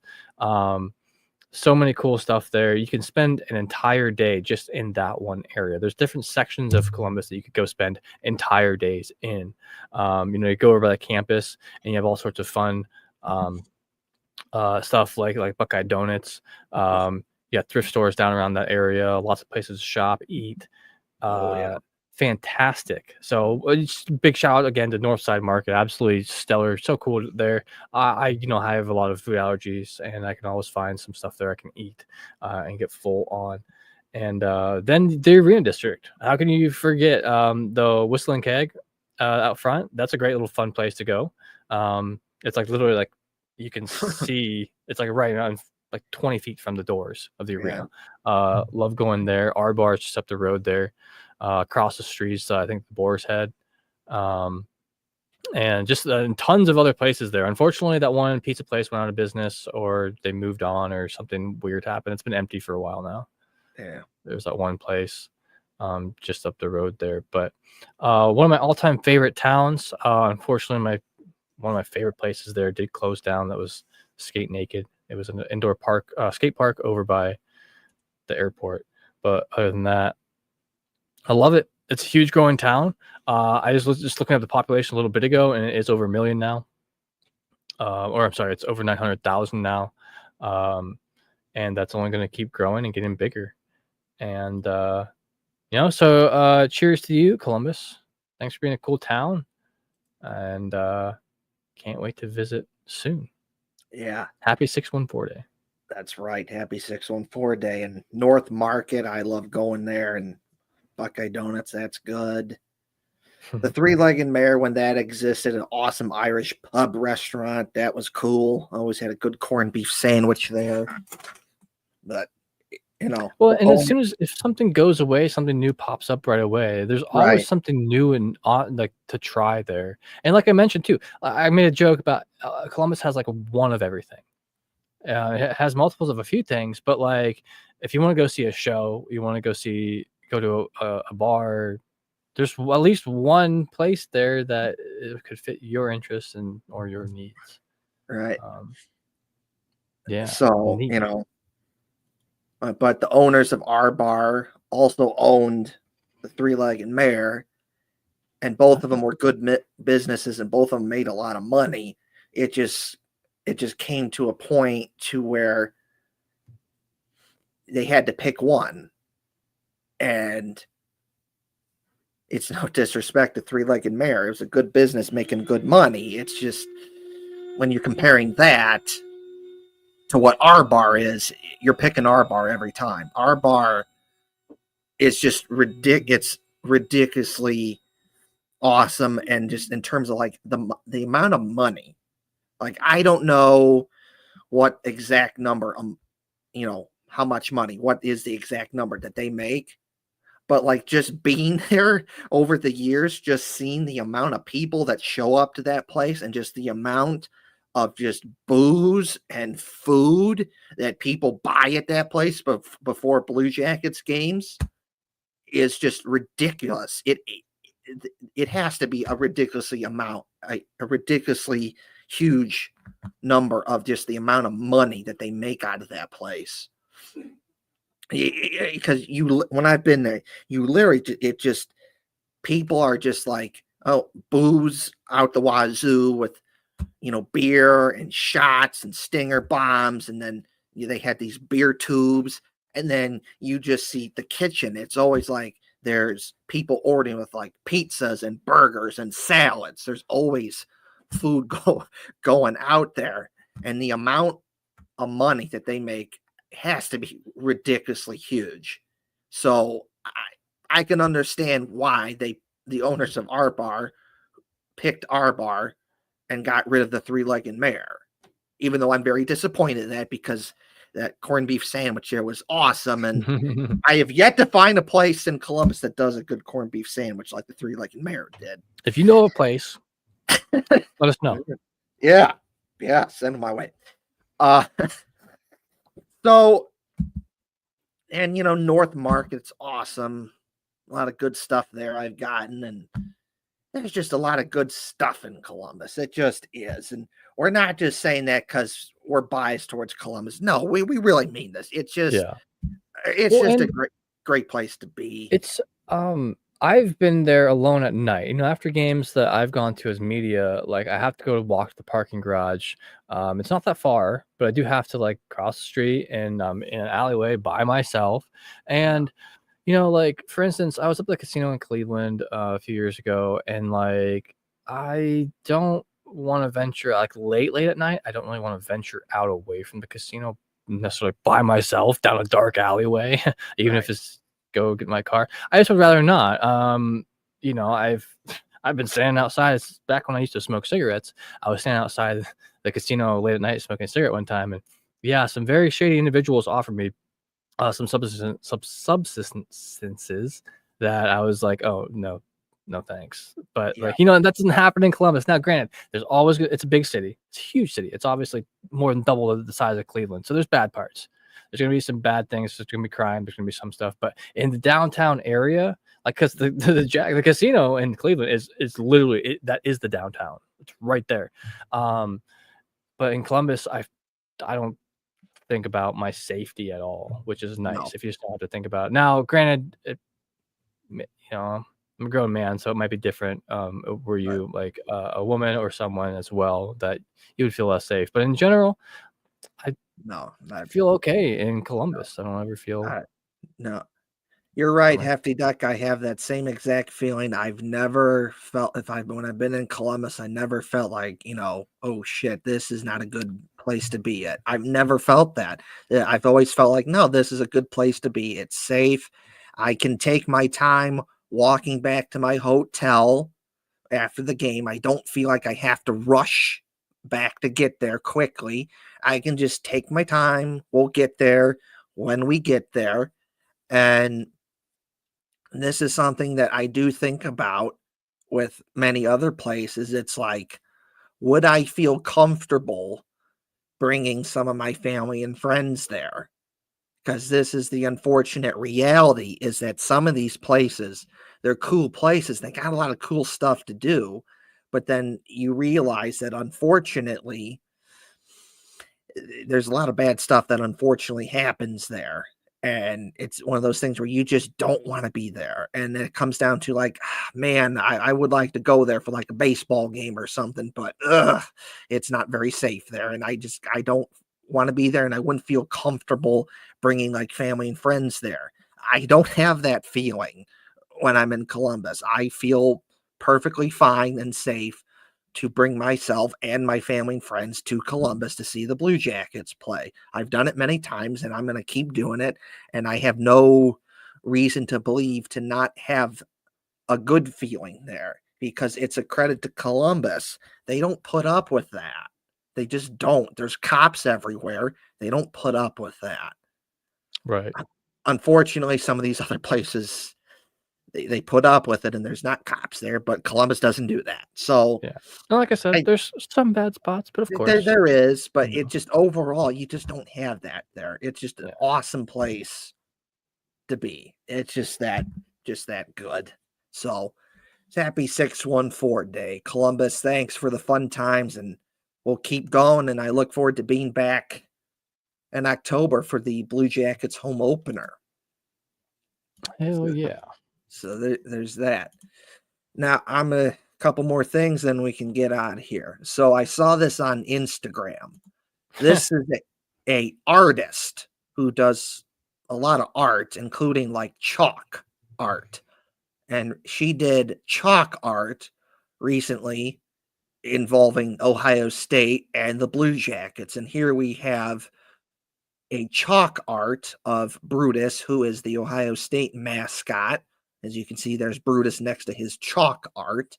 We also have Stinger, a little chalk art of Stinger. So that's cool. And then look, there's Stinger next to his chalk art right there. So that's cool. And then there's the finished chalk art right there, but of Brutus and Stinger. So I think that's cool right there. Hefty Duck, any thoughts on this? Oh, that's awesome. I'll love to see it too. I mean, one thing that I love about chalk art, because it's something that I, early on in my artistic career, I had access to like a whole wall that was just chalk and colored chalk, and it's so fun.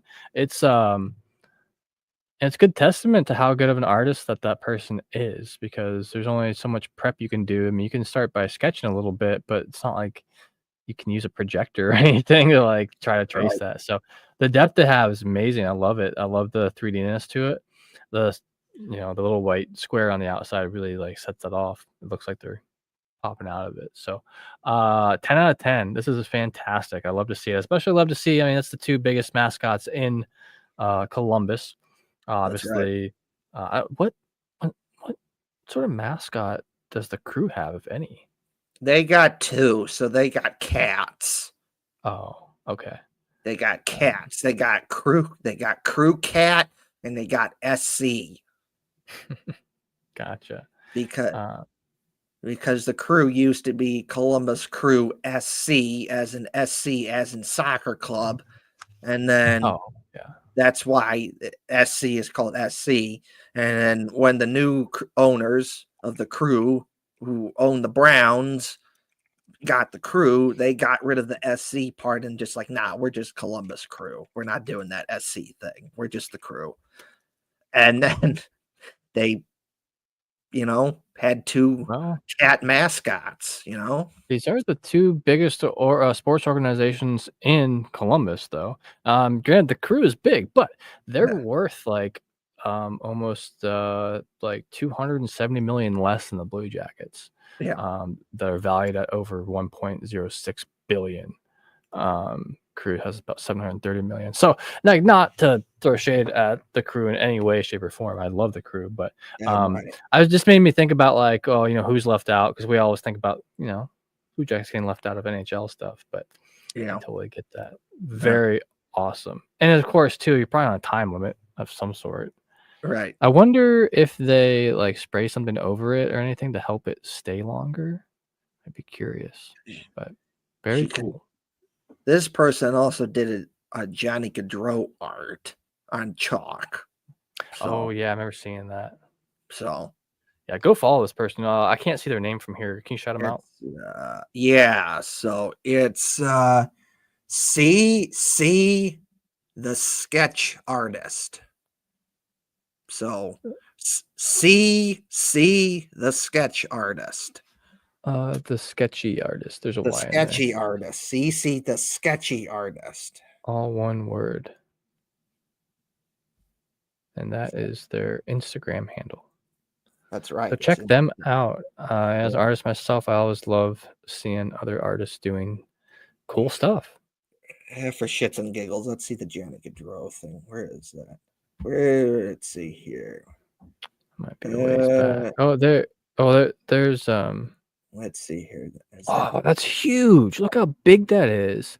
So that's on chalk. Holy cow. So I mean, she's probably about a little over half the length of that. So that's probably like a good 10 by 10 Yeah. drawing or whatever. That's really well done. I like the part with the visors and like in front of the skin. That's a very complicated thing to try to draw and color sometimes. Very well done. So then that's a more close up on the chalk. Yeah, it's her actually doing it right there. That's sick. And then obviously got her phone. That's where she's getting the inspiration from. Yeah. Oh, and a little picture in the corner. So there's that too. Let's see. There's that. Yeah, for some references. More chalk of her drawing it out. Like, that's crazy. Yeah, that's awesome. I love seeing artists processes as well, because I have a certain process I use. It's not too far off from this, but it's like, damn, how you turn chalk into this. That's just something. Yeah, that's what's amazing to me, is the smoothness of the color blending and the smoothness of everything else. I mean, that's difficult to do on a flat chalkboard, let alone pavement. So she obviously knows her medium very well. God dang. Let's see, another one. All right, so that's that. So boom, boom. Let's see here. And then had another one, I think. Yes, she does. It's right here. Oh, yeah. So this one's of John Gaudreau looking and laughing. This is just a painting, though, isn't it? Not just a painting, but this is a painting. I think this is a painting. I don't think this is. Yeah, a beautiful tribute to Johnny John throughout tonight's game. So that was during the game. I remember hearing about this. She had painted this during the game, or drew it with colored pencil. I'd imagine this had to be painting. Let's see here. Let's see. Paint. It's paint. Yeah, or is that oil pastels? I really can't tell. Shit, it's chalk, dude.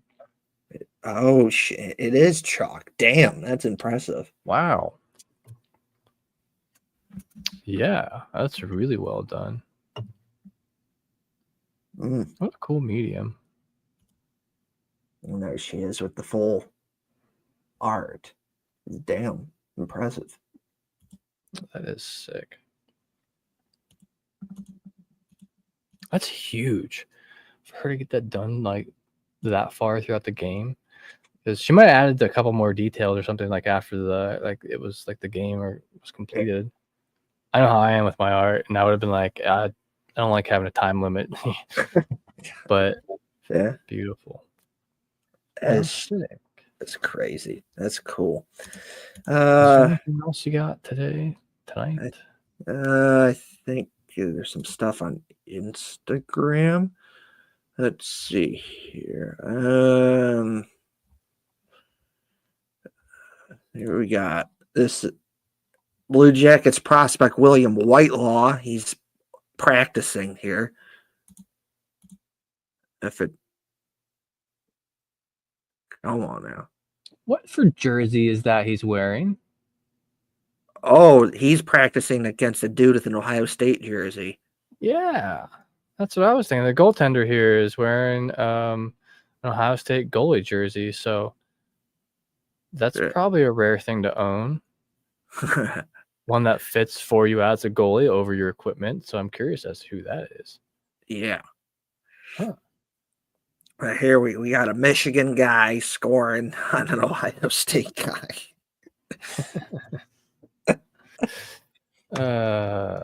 Anyways, so just for your bingo cards out there, we gotta rip on a little bit more. Bingo. We got a question here that we can talk about before we end. Yeah, what do we got here? Well, what is up, Rinketic Sport Agenda? So, Rinketic Sport Agenda, hi, by the way, asks, hi, what's up with Dante? So, Dante Fabbro, this is a rumor out there currently that Dante Fabbro is in talks for possible long-term extension. So, this is very good question. Kevin, do you have any thoughts on this first? Yeah, so there's, and I'll put this up on the screen, which is, this came out yesterday from both Aaron Portzline and the Columbus media, but also we have this right here.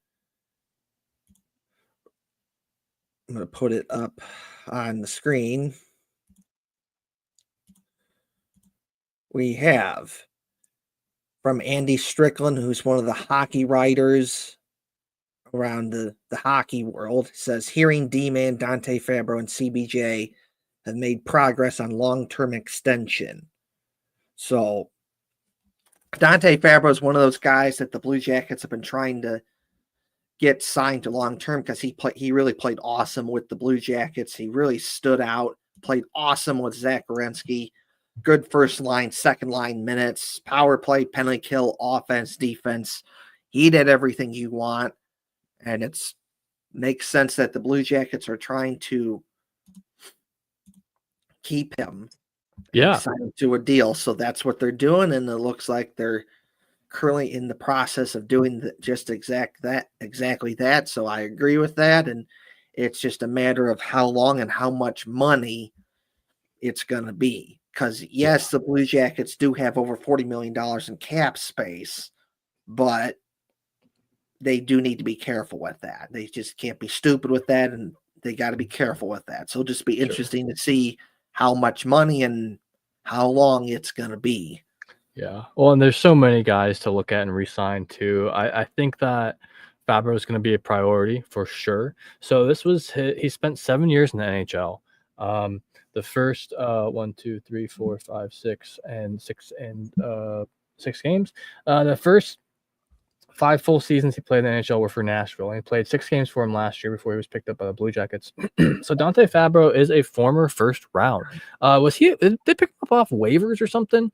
Yeah, they got him off. Isn't that crazy that we got a guy who pulled out 62 games, 9 goals, 17 assists for 26 points, a 20 plus 23. When you're that high of a plus, you as a defenseman, you're doing something right. Obviously, he got to play with Werenski quite a bit. So 40 penalty minutes. I'm not offended by that at all. So he's 26 years old, still very young. He was 17th overall in the 2016 NHL entry draft by Nashville, and then he played for them for quite a while. I don't think that they were putting him on waivers with the intent of losing him. No, obviously. But what a great pickup for the Blue Jackets. He played 6 games and didn't register a single point for Nashville before he was put on waivers, and then he comes here to Columbus and he's a new man, it seems. McKennick also mentions here Dante was on waivers. He was also on that 2018 Team Canada team. So they won that year, I believe. no, he's talking about the sexual assault thing. Oh, okay. I gotcha. Well, Again, we don't know if it's true or not, but based off of what I've read in different articles, is that he was on the team, but he was not in that situation. yeah, as far as I'm aware, I don't think he's got anything to do with that. There is some news about that coming up. We'll talk NHL news at some point more. It's not now or today or that particular subject either. But yeah, 2016 NHL entry draft, 3 game-winning goals this last season. So what kind of contract do you think we could be seeing now? 26 years old, he's gonna be looking for something long-term. Yeah. The gamble here is he was put on waivers once. Yeah. There was a reason for that. And Nashville was not necessarily a good team. So I think that the trajectory of the Blue Jackets going up and him coming along for that ride, I think his career can also go up and he can make that a next good step in the right direction. He's a former first-round draft pick, man. He's great, obviously, at some point in his life. Oh, Rinkenek does say he won that year, so that was what he was talking about. Yeah. So 62 games, 26 points. He was just most recently, previous cap hit was 2.5 mil. I could see him signing again at 3 to 3.5 for 4 to 6 years. I think he would be a 3 for the next $3 million a year for the next 6 years. I would say 3 to 5. That's just me though. Because he is a UFA, so he can listen to offers from other places around the league. Now the only thing is, like with Alexander Nylander, this is a small sample size for the Blue Jackets anyway. Right. We can look back through his career, and this is the most points he's ever gotten in a season, other than 21-22. He got 24 points. This is the most goals he's ever scored. Also, quite a lot of penalty minutes. This is his highest plus minus he's ever had. So, if he's on the up and up trajectory, we'll see.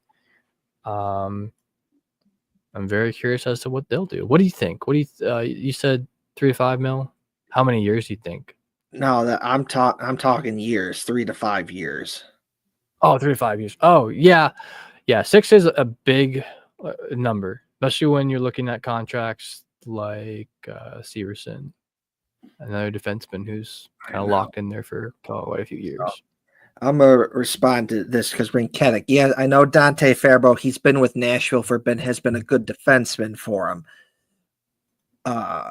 But I think what, Hefty Duck is getting here when he says Alex Nylander is that he was put on waivers and,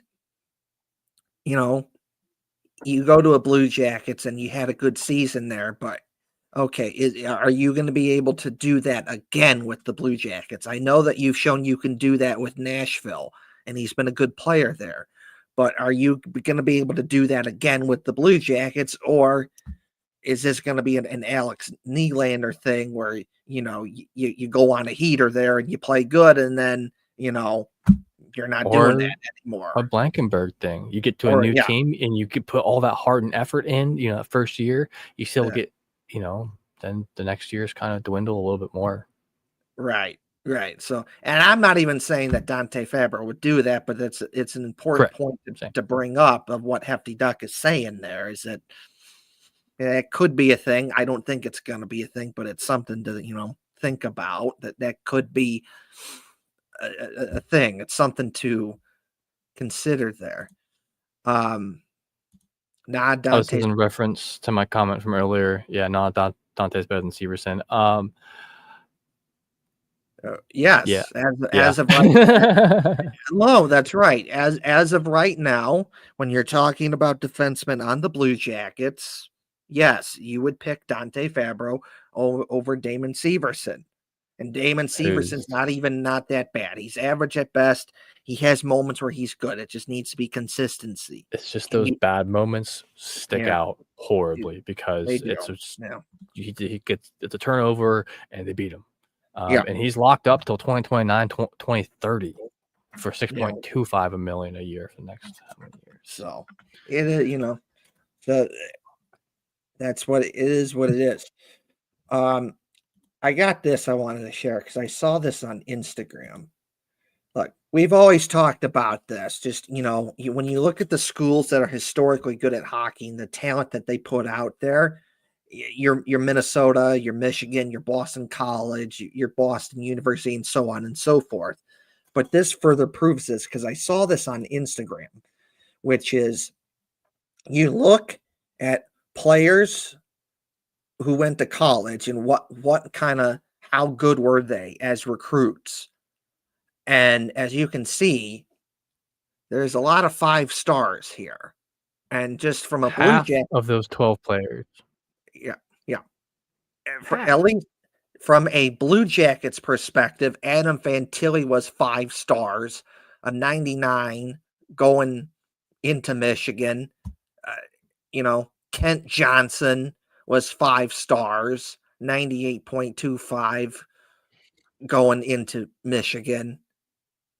And then you got all these other dudes that are like 5 stars. It's like this is just ridiculously good that these schools can just continue to do this.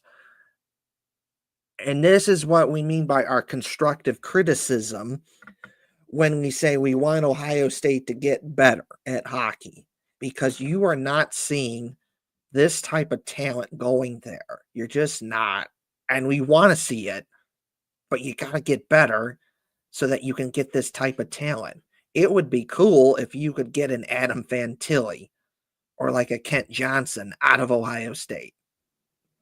It's not there yet, but maybe one day you can. So I just wanted to share this that these guys going into college were ridiculously good.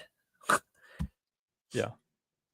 And he asked, Z is not there, meaning Zach Rowensky. This is the top ranked. The NHL's talent was ranked as recruits. No school has developed top tier talent quite like Michigan.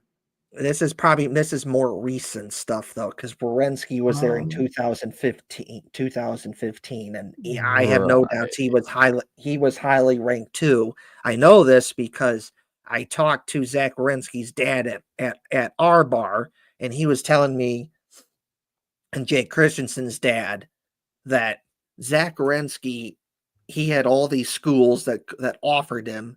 He could have gone to a bunch of schools, and he could have gone to the London Knights. Michigan was one of those schools that offered him, and obviously he ended up picking Michigan in part because, well, he was from Michigan, and Michigan was close by his house, and at that point in time, it was just a better hockey setup for him, and that's why they picked it. So, I know that he was highly rated going into Michigan because I've talked to Zach Werenski's dad about this sort of thing. Yeah, and this might be the top rated ones of all time. I don't actually know for sure. The latest one here I see is from 2018. So yeah, we're not going quite that far back. But anyway, no, they were not even close going to Ohio State.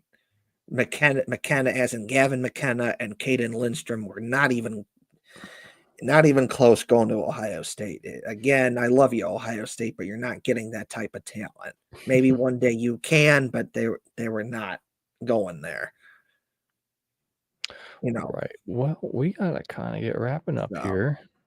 We're all right. That'll over the 2-hour mark. Thank you all for staying with us. Man, we went on a heater today.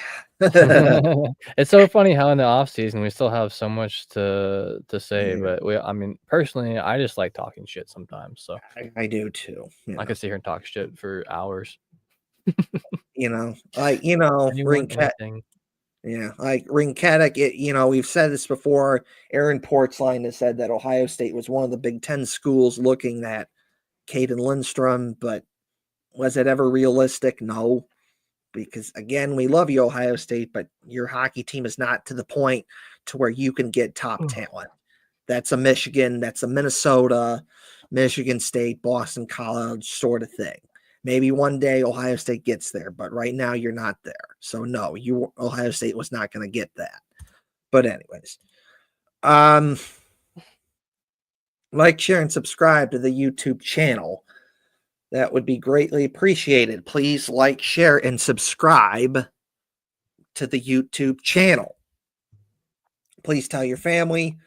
Please tell your friends. Like, share, and subscribe to the YouTube channel. That would be greatly appreciated. Like, share, subscribe to the YouTube channel.